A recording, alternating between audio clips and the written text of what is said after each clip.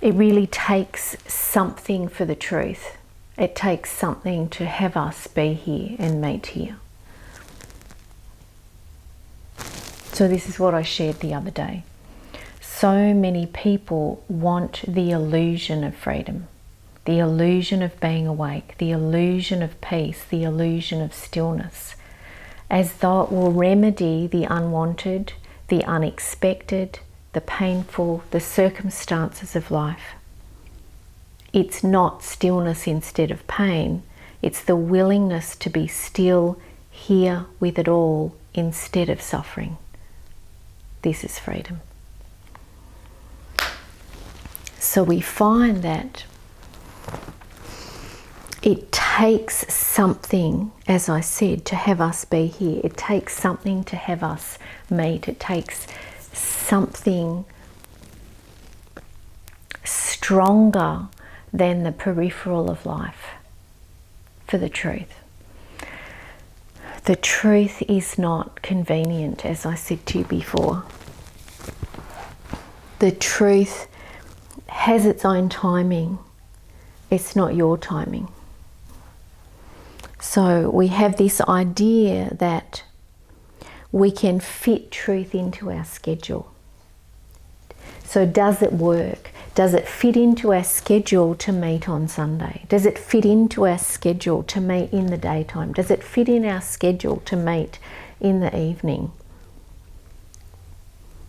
So truth is truth regardless of the schedule.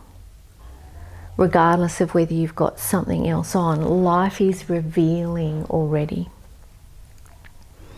Or maybe you have that phrase, you can take it or leave it. Satsang, take it or leave it. So it's very clear in that phrase that there's not a fire for truth. That fire dictates everything. This awareness is calling you home to be still, to see everything. So whether it's convenient or not, whether it fits into the schedule or not, whether it fits into your life or not, whether it fits into your idea or not. And that's why I read that, is people have this idea that freedom, peace, love, people don't really use the term enlightenment very much these days, being awake, that it's something to get, something to attain, and that's not truthful.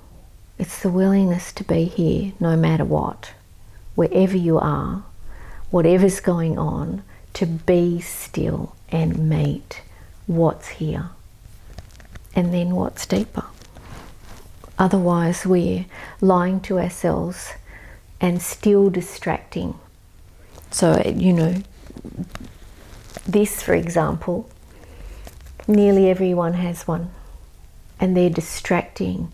They're on the bus, on the train, at the dining table, in the family, in a meeting. Everyone is distracting, whether it's a phone call, a message, whether it's the internet or Facebook. Useful, definitely useful at times, but also it's used to distract rather than being with what's here. And so maybe you're not on a phone or a device. Maybe the family is distracting. Maybe the events in life are distracting. Maybe the work is distracting. But it's this idea of who I am, that I need to do all of these things, and I'll fit truth in. I'll fit consciousness in. You know, we spoke one day about in satsang about yoga, and you know, we don't ever get up from the yoga mat or the meditation cushion. Most people are just fitting it in to their schedule. A nice little slot right there. But the rest of the life is a distraction. So it really takes something. So I would say it takes everything, and yet it takes something, as we spoke about before, for each individual. Some life circumstance, whether it's a physical, relationship, emotional, health, circumstantial, some circumstance that brings us to a point that we say, in a way, enough is enough. I want the truth. I want to see. I want to know. I want freedom.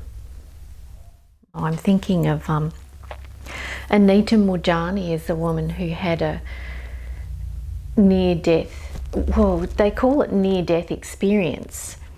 She was actually pronounced dead, so it's that they actually have a death experience, not near death.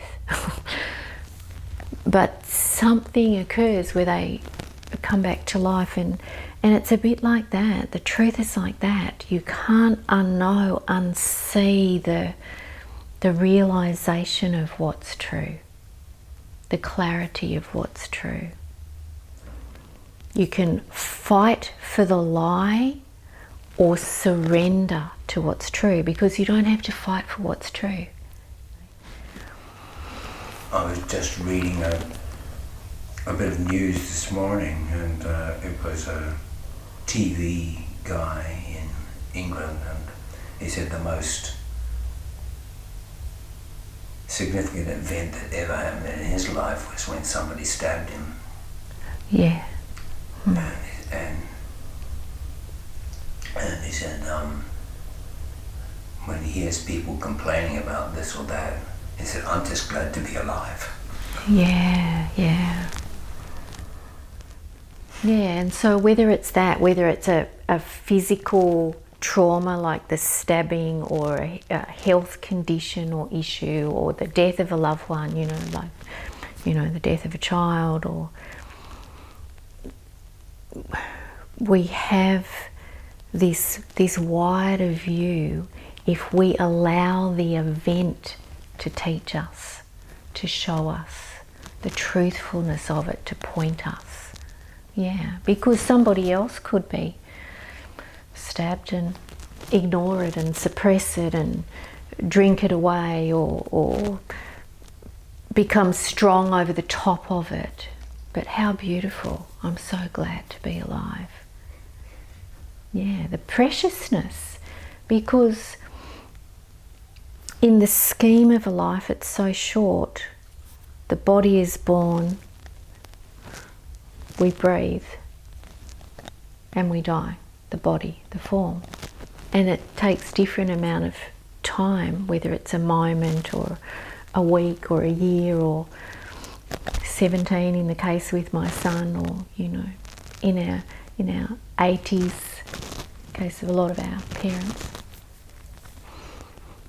So that time frame is taken for granted. It's overlooked, the preciousness of the moment.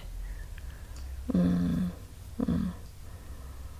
so it's back to those original words, inconvenient. The inconvenience of truth. Are we willing to be inconvenienced? So most people are not. Most people don't want to be inconvenienced. They want, as I said before, they want truth to fit into their life. They want to have a holiday. Oh, it just happens to be a spiritual holiday, or they want a social gathering. It just happens to be a social gathering, and there's a possibility they may point to the truth. But really, this stake in the ground is regardless of any holiday, any spiritual gathering. It's right here, right where we are.